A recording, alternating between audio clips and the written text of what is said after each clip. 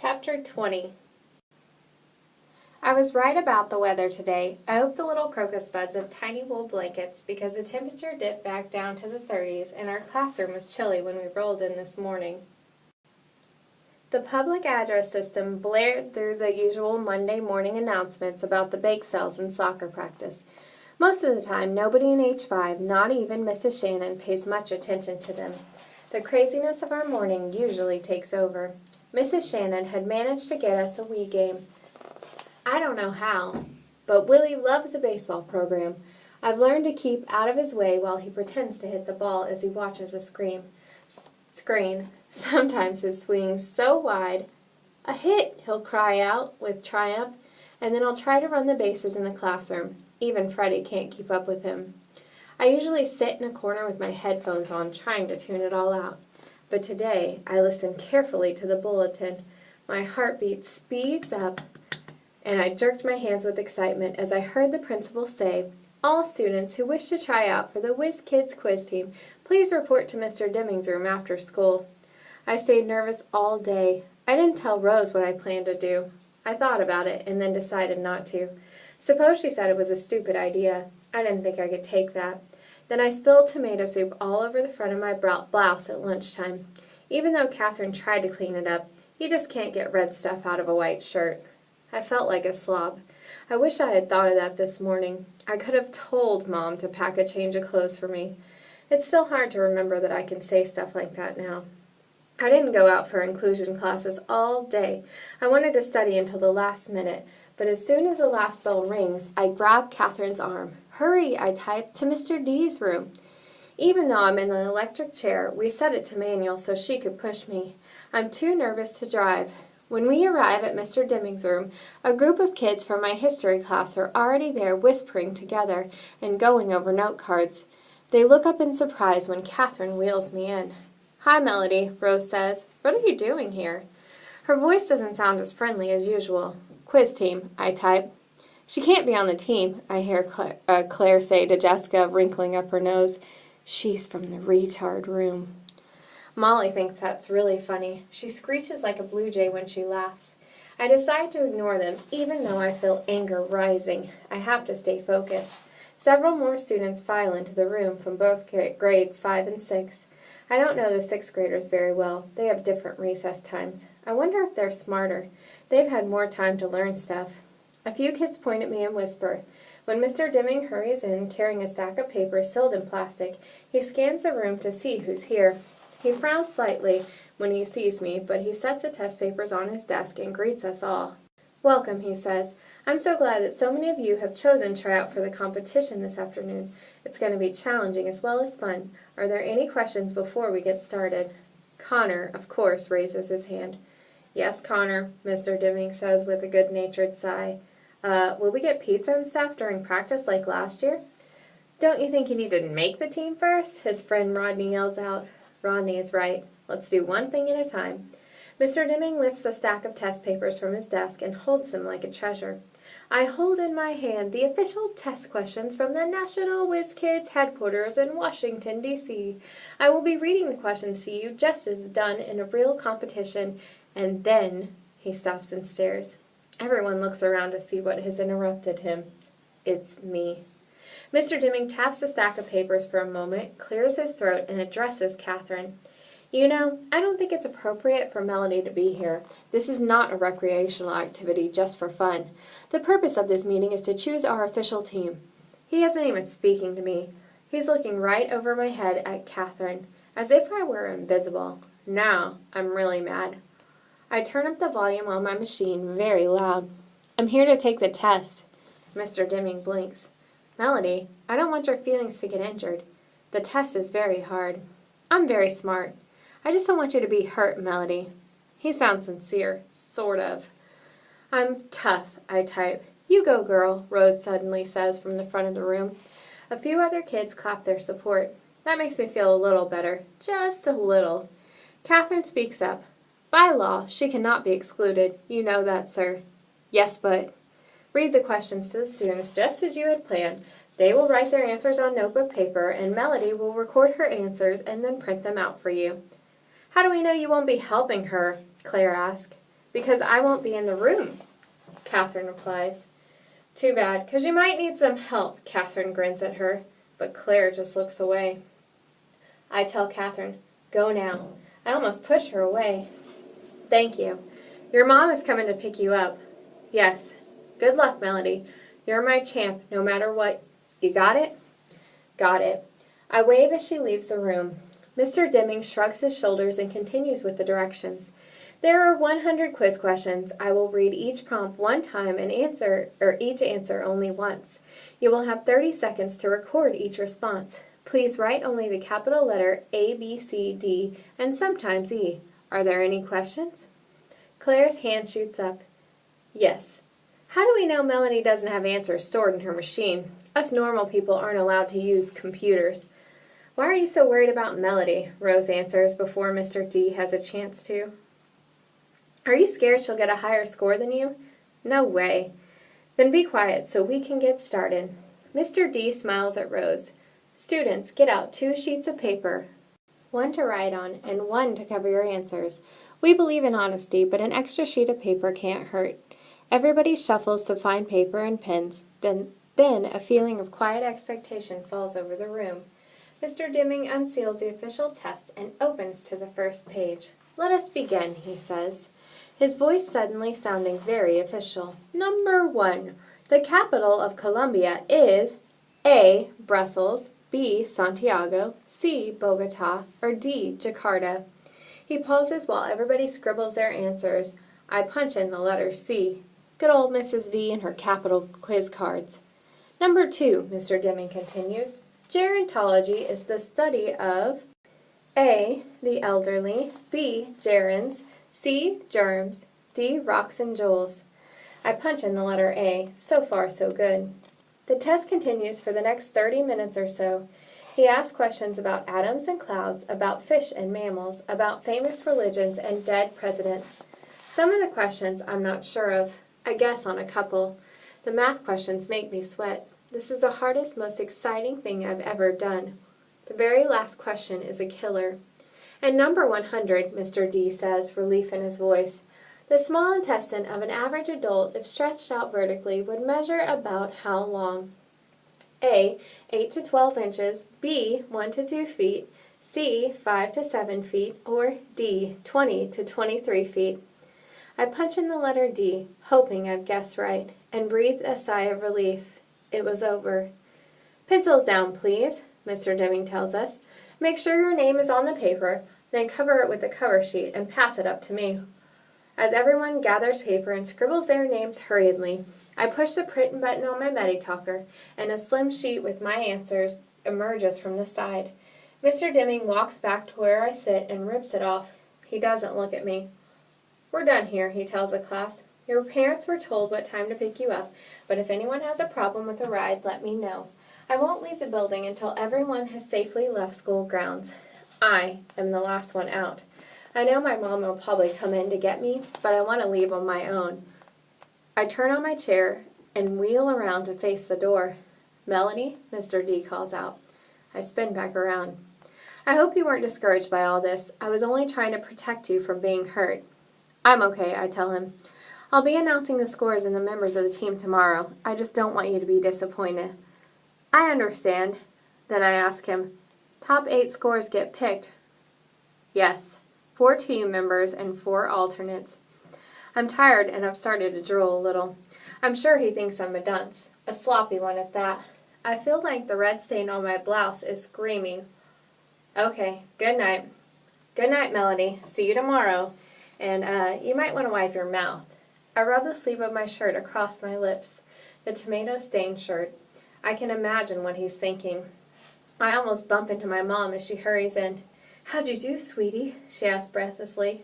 Okay, I guess. To Mr. D, she says, thank you for giving her the opportunity to participate. My pleasure, Mrs. Brooks. Melody is just a delight, and I'm amazed she's been able to achieve all she has. Yeah, right. A delight with drippy lips and a dirty shirt. Let's go, Mom, I type. I need to go to the bathroom, and I want to go home. Chapter 21. Going to the bathroom at school just plain sucks.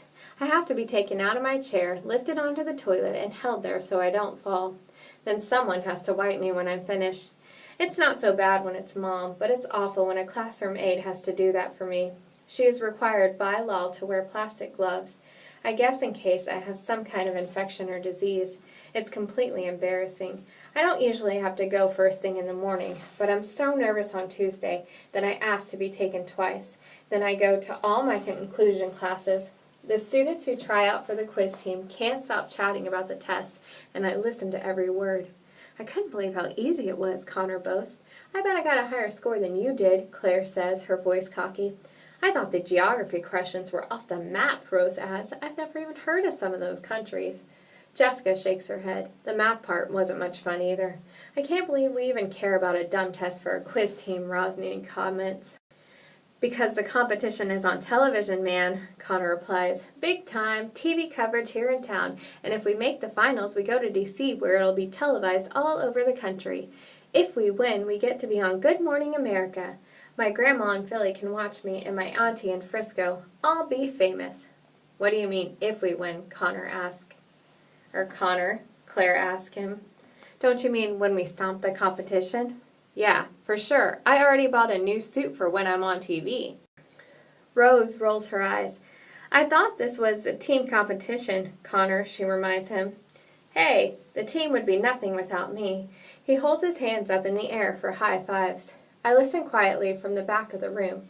When the bell rings to indicate that it's time for Mr. Dimming's class, my palms feel sweaty. Catherine pushes me into the room and whispers into my ear, Relax, you rock. Mr. Dimming gets a class quiet and takes attendance. Why do teachers go so slow when you want something from them? Finally, he removes a sheet of paper from his briefcase. I graded your quiz team test last night, and since many of those who tried out for the competition team are in this class, I'm going to share the results with you now.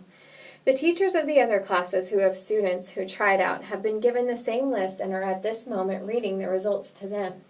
So read the list, Connor shouts, getting up from his desk.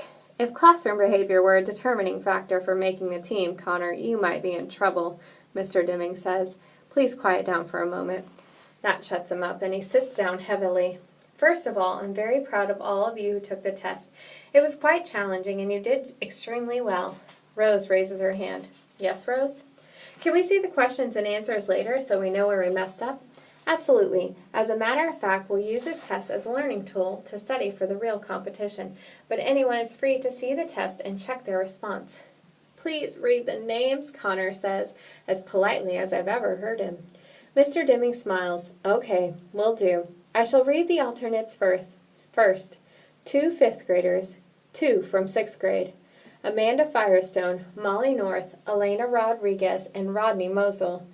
My heart falls to my shoes, which is not quite to the floor, but close. How could I have missed so many questions? Maybe my thumb slipped, and I pushed the wrong letters. Catherine squeezes my hand. Molly and Rodney screech with joy. Amanda and Elena are 6th graders. Connor is noticeably quiet. And now, Mr. Dimming continues, the names of the 4 students who scored the highest and will represent our school at the local competition downtown. The alternates will accompany them and will be called upon if any of the team members are unable to participate in any way. Are we ready? Ready, Connor says softly. I notice he has his fingers crossed behind his back. I'm proud to report that all 4 are from our classroom. He pauses.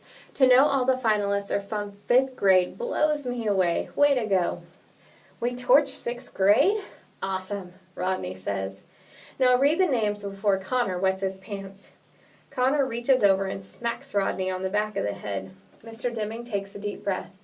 The top 4 scores and members of our quiz team will be Connor Bates. Connor interrupts him with a wild whooping cheer. Of course. And if I may continue, Mr. D says over his glasses, we are so pleased to welcome Claire Wilson and Rose Spencer. Claire's smile is smug. But that's only 3, Connor says, looking around in confusion. I can count, Connor, Mr. Dimming replies dryly. So who's the last person on the team, Molly asks. Earthquake report. TV weather guy feels some strange activity from a local school. Could it be a girl's heartbeat? Pounding too hard? Mr. Dimming clears his throat. I must apologize. I think we have all underestimated a member of our class. Earthquake report. This is the big one. He continues, "In my 15 years of running this competition, I have never seen a student make a perfect score on the practice test. It's designed to be challenging to weed out weaker candidates. In a word, it's hard." "Tell me about it," Connor mumbles. "When Melody Brooks took that little practice quiz with us last week, I thought it was a lucky accident she did so well. But yesterday, Melody blew us all away. She got every single question right." He pauses, making sure everyone is taking this in, and then he says, "All of them." "Earthquake report, walls are tumbling everywhere." "So, she's on the team?" Rose asked, disbelief in her voice. "Yes, she's on the team." But we'll look weird," Claire counters. "Everybody'll stare at us." "I'm not going to have any of that kind of talk, do you understand?" Mr. D says sternly. "I'm very proud of Melody. I regret I underestimated her, and I'm glad to have her on our team." "Earthquake report, call the paramedics. A girl in 5th grade is about to explode." Everybody in the class turns to look at me. Catherine gives me a hug, Rose flashes me a smile, and I try not to kick and drip and make my teammates sorry that I'll be on the team with them. "Will the Whiz Kids folks be cool with Melody?" Molly asks. Mr. Deming looks thoughtful. "I'll contact the quiz team officials and let them know about our special circumstances," he said. "But that's no concern of ours. Now listen up. Team members will meet every day after school for 2 hours for the next 2 weeks, right up until the first competition. Practice sessions are mandatory. Here is paperwork for your parents to read and sign. I need it back tomorrow. Earthquake report, expect big aftershocks. Nothing like this has ever been seen before." The more I think about it, the more excited I get. Television? Pressure? People looking at me? I can feel myself getting tense and tight. My arms and legs start doing their tornado spastic dance. My head jerks. I try not to, but I screech, just a little. Everyone turns at the sound. I can see Molly and Claire jerking their hands, kicking their legs, and making crazy noises. A few people giggle. Mr. Deming's face grows tight. I aim all my energy at my thumb and point to go. Catherine gets the message and hurries me out of there. I want to find a hole and hide in it. Chapter 22. The next 2 weeks pass in a whirlwind. In spite of my little display of weirdness that Tuesday in class, I show up at practice on Wednesday afternoon as if nothing had happened. Maybe nothing have. I was just being me. I'm not sure what the others thought. They said nothing about it. So like all the other team members, alternates, and regulars alike, I stay every day after school to practice from 3:30 to almost 6 o'clock. I still couldn't get over the fact that I was a part of the team. Okay, truth. There was a team and there was me, and we were in the same room, but we weren't quite a team. They appreciated the fact that I usually got the answers right, but when Mr. Deming gave us multiple choice questions to answer, I had to think for only a moment, then hit the correct letter on my machine. But lots of the preparation involved fast and furious back and forth discussion, and I had trouble adding anything to what was being said, most of the time. One of the longest one-syllable words in the English language is screeched, Connor announced one afternoon as he chomped on a raspberry Twizzler. That's a good word for Melody, Claire said as she snatched his candy and took a bite. I couldn't respond, and nobody else bothered to. What do you call that dot that goes over the I? Elena asked the group. I knew the answer, but it took me a long time to spell out the word. It's called a tittle, Amanda answered quickly, like the brain of a 5th grader. Ooh, snap, said Ronnie. I had planned to type snap when he said that too, but I was too slow. The group had already zoomed on to another question. Gee, they talk fast. Who was the firstborn child in the American colonies? Rose asked, regarding from a huge stack of 3x5 cards in her hand. Virginia Dare, Elena answered. Okay, my turn. She flipped through her own cards, color-coded. Who was the first Miss America? That's dumb, Connor said. They're not going to ask stupid girl stuff like that. You don't know the answer, Claire said to him. Of course I know, Connor replied with a snort.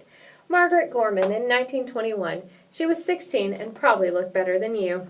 He and Rodney were the only ones to laugh. Rodney jumped in then. I've got a nasty question. What is pediculosis? Without missing a beat, Rose answered, when you've got a scalp full of head lice, Do you know from personal experience, Rodney? Of course not. I was just looking for a hard word, Rodney told her. He and Connor didn't laugh that time. You want a hard word? I've got one, Amanda told the group. What is hexadactylism? That seemed to stump all of them for a minute. So I had time to type on number 6, followed by the word fingers, and then I pushed play so they could all hear my answer. Good job, Melody, Elena said. How does she know all this stuff? Claire whispered to Rose. She's smart, Rose said, flipping through more cards. But she'll look odd on TV, don't you think? Claire continued, as if I couldn't hear her. I was ready for her. I had typed a couple of things the night before, so all I had to do was push a button. TV makes lots of people look funny, I had the machine say. Maybe even you, Claire.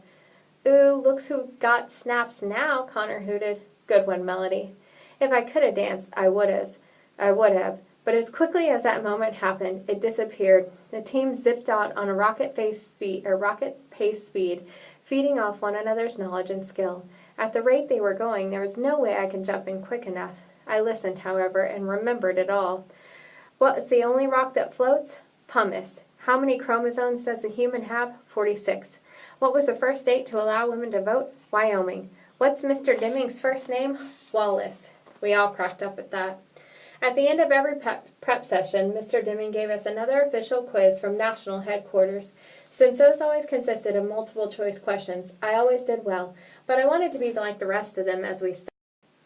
One Thursday, in the middle of a practice session, Rose's mom ordered pizza for everyone and had it delivered to school.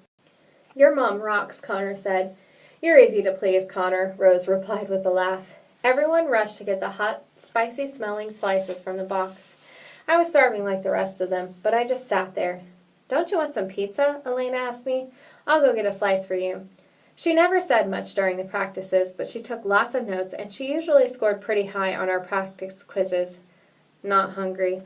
How could I explain to her that without Catherine or my mom or Mrs. B, I wasn't able to eat? I had to be fed like a baby, and I made a mess even then. When my mom came to pick me up, she asked me if I wanted to stop by Pizza Hut on the way home. I just shook my head. All right, guys, that's it for tonight. I hope you had a great day today, and I will see you tomorrow in class.